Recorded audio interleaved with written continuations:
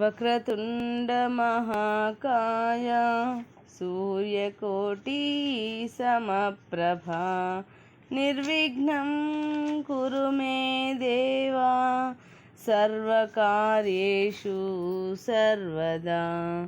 గురుబ్రహ్మా గురుర్విష్ణుః గురుర్దేవో మహేశ్వరః గురుః సాక్షాత్ పరబ్రహ్మ తస్మై శ్రీ గురవే నమః. శ్రీమద్ విరాట్ పోతులూరి వీరబ్రహ్మేంద్ర స్వామి వారి సంపూర్ణ జీవిత చరిత్ర. 39వ రోజు పారాయణం. పోతులూరయ్యను శపించిన బ్రహ్మంగారు. పోతులూరయ్య మనస్సు మార్చుకున్నాడని అందరూ భావించారు. కానీ ఒకనాటి అర్ధరాత్రి వేళ పోతులూరయ్య ఎవరికీ తెలియకుండా ఒక గడ్డ పలుగు తీసుకొని ఒంటరిగా బ్రహ్మంగారి సమాధి వద్దకు చేరుకున్నాడు. తాను తెచ్చిన పలుగుతో సమాధిపై మూసిన రాతి పలక చుట్టూ తవ్వసాగాడు. ఆ సమాధి మూసి అప్పటికి 10 మాసాలు దాటింది. అందుచేత ఆ మూతరాయి చుట్టూ మట్టి బిగుసుకు పోయింది. పోతులూరయ్య చాలాసేపు ఆ రాతి చుట్టూ త్రవ్వి ఎట్టకేలకు ఆ రాతి మూతను త్రవ్వి పక్కకు తొలగించాడు. అనంతరం అడుగులో అడుగులు వేసుకుంటూ సమాధిలోకి ప్రవేశించాడు. సమాధిలో ప్రవేశించిన నాడు వీరబ్రహ్మం గారు స్వయంగా వెలిగించిన అఖండ జ్యోతి అద్భుత తేజస్సుతో ప్రకాశిస్తోంది. ఆ జ్యోతి ప్రకాశంతో సమాధి లోపలి భాగం యావత్తూ వెలుగుతో నిండి ఉంది. ఆ వెలుతురులో సమాధిలో పద్మాసన ఆసీనుడై చలనం లేకుండా కూర్చుని ఉన్న శ్రీ వీరబ్రహ్మేంద్ర స్వామివారి దివ్య మంగళ రూపం దర్శనమిస్తోంది. ఆ అఖండ జ్యోతిని, ఆ జ్యోతి ప్రకాశంలో కనిపించిన తమ తండ్రిగారి భౌతిక దేహాన్ని చూస్తూ నిశ్చేష్టుడయ్యాడు పోతులూరయ్య. ఆనాడు ఆయన సమాధిలో ప్రవేశించినప్పుడు ఆ సమాధి ద్వారాన్ని మూసివేసే ముందు ఎలా ఉన్నారో ఇప్పుడు అలాగే ఉన్నారు. అదే పద్మాసనం, అదే యోగనిష్ట, అదే యోగనిద్ర, అదే భంగిమ. ఇంతకీ ఆయన సజీవులా కారా? పోతులూరయ్య 2 అడుగులు వేసి తండ్రిగారి వెనుక నిలిచి తగ్గుస్వరంతో తండ్రి, నాయనా, నాయనా అంటూ 3 సార్లు పిలిచాడు. కానీ వీరబ్రహ్మం గారి వద్ద నుంచి ప్రత్యుత్తరం రాలేదు. వారు జీవించి ఉంటే తను పలకకపోతారా అన్న సందిగ్ధంతో పోతులూరయ్య స్వామివారి దేహాన్ని మరోసారి యగాదిగా చూసి వారు స్వర్గస్థులై ఉంటారని లోపలే నిశ్చయించుకున్నాడు. అయినా తన సందిగ్ధ నివృత్తి కోసం స్వామివారి శిరస్సును పట్టుకొని ముందుకు వెనక్కు ఊపాడు. అప్పటికి స్వామివారిలో ఎలాంటి ప్రతిస్పందన కనిపించలేదు. అందుచేత పోతులూరయ్య మరింత ధైర్యాన్ని చిక్కబట్టుకొని రుజువు కోసం స్వామివారి శిరస్సును మళ్ళీ అటూ ఇటూ కుదుపుతూ నాయనా, నాయనా అంటూ బిగ్గరగా పిలవసాగాడు. ఆ పిలుపుకు, ఆ కదలింపుకు దీర్ఘ యోగ నిద్రలోనున్న వీరబ్రహ్మం గారికి నిష్ఠాభంగమయ్యింది. వారు సమాధి స్థితి నుంచి మేల్కొంటూ బాహ్యస్మృతిని తెచ్చుకుంటూ కనురెప్పలు తెరుస్తూ ఎవరు సమాధిని తెరిచి మా ధ్యాననిష్టకు భంగం కలిగించినదెవరురా అని గద్దించారు. ఆ తండ్రికి బిడ్డడై ఉండి అంతకు ముందెప్పుడూ కూడా స్వామివారిలో అంతటి ఆగ్రహాన్ని, వారి స్వరంలో అలాంటి గర్జనని చూడని పోతులూరయ్య తన తండ్రి సజీవుడేనన్న సత్యాన్ని గుర్తించిన పోతులూరయ్య ఆ తండ్రి గాండ్రింపుకు గడగడా వణికిపోతూ నాయనా, నేను నాయనా పోతులూరయ్యను, నీ చిన్న బిడ్డను అన్నాడు. ఆ మాటలు విన్న వీరబ్రహ్మం గారు ఆగ్రహించి, ఓరి పోతులూరయ్య, మరొకరెవరైనా మా ఆజ్ఞను మీరి మా సమాధిని తెరిచి ఉంటే నీవు మా కుమారుడవైనందున మేము కొంత శాంతిస్తున్నాము. అయినా నీవు చేసిన ఈ దుష్కృత్యమునకు శిక్ష అనుభవించక తప్పదు. రేపు ఉదయమే నీవు భార్యా సమేతంగా బయలుదేరి అల్లాడుపల్లె సమీపాన ఉన్న చిన్న పర్వతంపై మొలచిన చింత చెట్టు వద్దకు వెళ్ళు. ఆ చింత చెట్టుకు ఇంతవరకు పూత కానీ, పిందె కానీ, కాయలు కానీ లేవు. ఆ చెట్టు చెంతనే ఒక కొలను ఉంది. నీవు ఆ చెట్టు క్రింద కూర్చొని ఈ దోష పరిహారార్థం 12 సంవత్సరములు తపస్సు చెయ్యి. నీ తపస్సు సిద్ధించినదనుటకు గుర్తుగా ఆనాటికి ఆ చింత చెట్టుకు ఒకే ఒక్క కాయ కాచి ఆ పండు నీ చేతిలో పడుతుంది. దానిని బట్టి నీకు తపస్సిద్ధి అయినదని గ్రహించి ఆ పండును భక్షించి తదుపరి స్వగృహానికి వచ్చి సత్కార్యాలు ఆచరించి ఆ పిదప జీవ సమాధిని పొందుమని ఆదేశించి ఇక నీవు పోవచ్చు. సమాధిపైకి పోగానే నీవు తొలగించిన రాతి బండను యథాప్రకారం సమాధి ద్వారముపై మూసివేయుము అని చెప్పి మరలా నిష్ఠయందు నిమగ్నమైపోయారు బ్రహ్మంగారు. అనంతరం పోతులూరయ్య సమాధిని మూసివేసి తల్లి గోవిందమాంబ వద్దకు వచ్చి జరిగిన విషయాన్ని చెప్పాడు. గోవిందమాంబ మిక్కిలి చింతించి, పోతులూరయ్య, నేను ముందే చెప్పాను మీ తండ్రి గారి గురించి. నా మాటలకు పట్టించుకోకుండా వ్యర్థ ఆవేశంతో సమాధిని పగలగొట్టి మీ తండ్రి గారికి తపోభంగం చేశావు. వారి శాపానికి గురయ్యావు.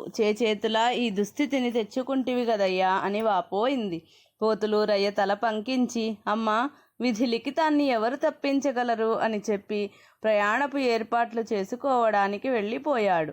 అంతటా గోవిందమాంబ గారికి స్వామివారి ఆజ్ఞ, పోలేరమ్మ వాగ్దానం జ్ఞప్తికి వచ్చి ఆ దేవతను మనసులో స్మరించింది.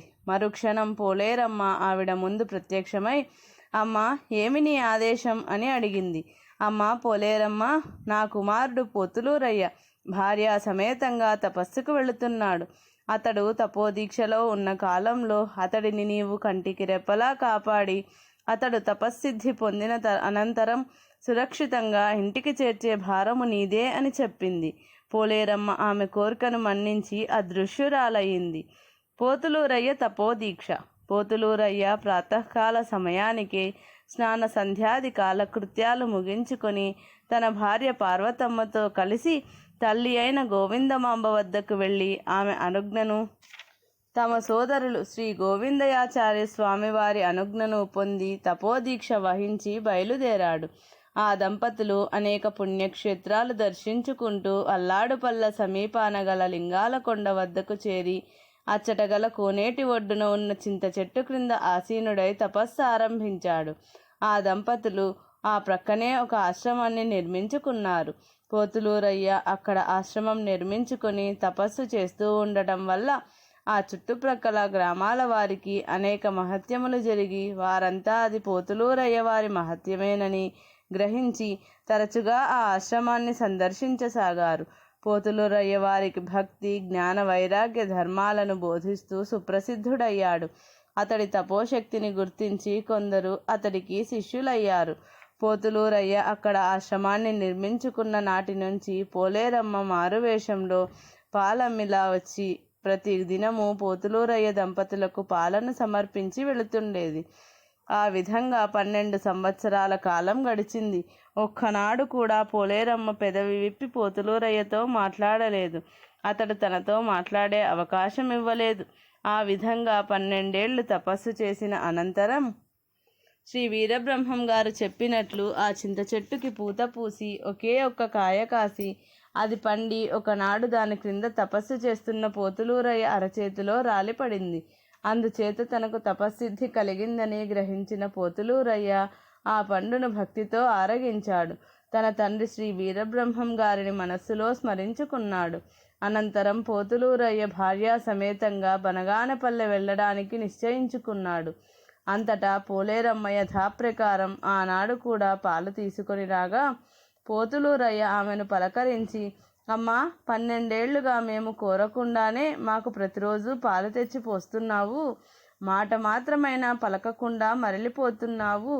మమ్మల్ని ఇంతకాలం రక్షించిన నీవెవరు? నీకేం కావాలి అని అడిగాడు. అంతటా పోలేరమ్మ తన నిజరూపంలో దర్శనమిచ్చి గోవిందమాంబ గారు తనని కోరిన కోరిక గురించి చెప్పి, ఆ తల్లి ఆజ్ఞానుసారం ఈ 12 ఏళ్ళు మిమ్మల్ని కంటికి రెప్పలా కాపాడుకుంటూ నా ధర్మాన్ని నేను నెరవేర్చాను.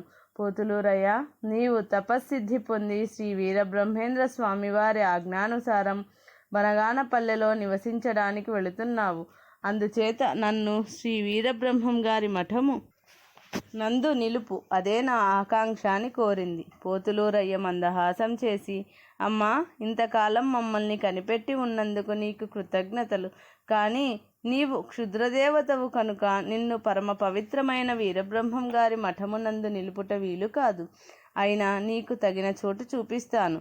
నీకు నిత్య ధూప దీప నైవేద్యములతో కొరత లేకుండా ఏర్పాటు చేయిస్తాను. మా వెంటరా అని చెప్పి పోలేరమ్మను వెంట పెట్టుకొని పోతులూరయ్య భార్యా శిష్య సమేతుడే బయలుదేరాడు. పోతులూరయ్య వారికి తపస్సిద్ధి కలిగిందని గ్రహించిన గోవిందమాంబ గారు కుమారుడిని ఆహ్వానించి వెంట పెట్టుకొని తీసుకురావడానికి శివరామయ్యాచార్యుల వారి పుత్రుడైన దక్షిణామూర్తిని పంపించారు.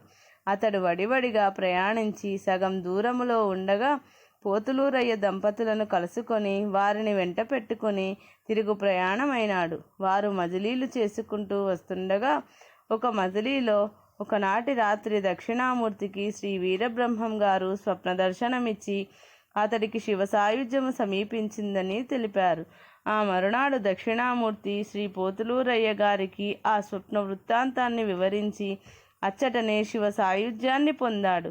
అనంతరం శ్రీ వీరబ్రహ్మం గారు 4వ కుమారుడైన శ్రీ శివరామయాచార్యులు తన కొడుకు దక్షిణామూర్తి శివసాయుధ్యం పొందాడన్న వార్తను తీసుకొని అక్కడికి వచ్చి అచ్చటనే దక్షిణామూర్తిని సమాధి చేశాడు. ఆ తదనంతరం పోతులూరయ్య దంపతులు వారి కుమార్తె నీలమ్మలను వెంట పెట్టుకొని మఠానికి చేరుకున్నాడు. ఆ మఠానికి దగ్గరలో ఒక వేప చెట్టు ఉన్నది. పోతులూరయ్య తనని అనుసరించి వచ్చిన పోలేరమ్మకు ఆ వేప చెట్టును చూపించి, అమ్మా పోలేరమ్మ, నీవి నింబవృక్షమునందు నివసించు. ప్రతి ఏటా వైశాఖ శుద్ధ దశమి నాడు మా తండ్రి గారు శ్రీ వీరబ్రహ్మం గారికి జరిగే ఆరాధనతో పాటు నీకు జాతర జరుగుతుంది. ఆ మరునాడు ఏకాదశి నాడు ఉదయం నీకు పొంగళ్ళు సమర్పించబడతాయి. నీవు మీది పోలేరమ్మ అని, కనుమ పోలేరమ్మ అని ప్రసిద్ధి పొందుతావు. ప్రతినిత్యము ఇక్కడ నీకు ధూపదీప నైవేద్యాలు సమర్పించబడతాయి అని చెప్పాడు. పోలేరమ్మ నమస్కరించి అదృశ్య రూపంలో ఆ నింబ వృక్షమును తన స్థావరంగా చేసుకుంది. ఆనాటి నుంచి ఈనాటి వరకు ప్రతి వైశాఖ శుద్ధ ఏకాదశి నాటి ఉదయం పోలేరమ్మకు పొంగలులు, భోజనములు, జాతరలు జరుగుతూనే ఉన్నాయి. అంతటా పోతులూరయ్య మఠంలోకి ప్రవేశించాడు.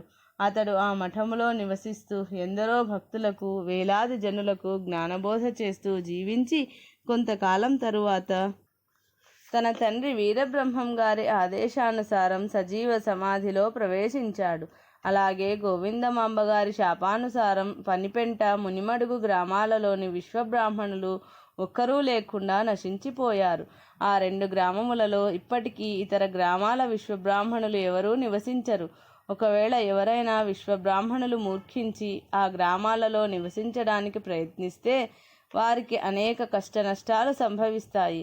వారు ఆ ఊరు వదిలిపెట్టి పోక తప్పదు. అందుచేత ఆనాటి నుండి నేటి వరకు ఆ గ్రామాలలోని మహమ్మదీయులు, మరాఠీలు మాత్రమే కంచర పని చేస్తుంటారు. పనిపెంటలోనున్న ఈ కంచర పనివారు నేటి వరకు శ్రీ వీరబ్రహ్మం గారి మఠ వినియోగార్థం నేతి కడవలు, శివరాత్రి నాటికి శ్రీ స్వాములవారి ఆరాధనా నిమిత్తం నూనె కడవలు తెస్తుంటారు. ఇది శ్రీ పోతులూరి వీరబ్రహ్మేంద్ర స్వామి వారి జీవిత చరిత్ర. 39వ రోజు పారాయణం సంపూర్ణం.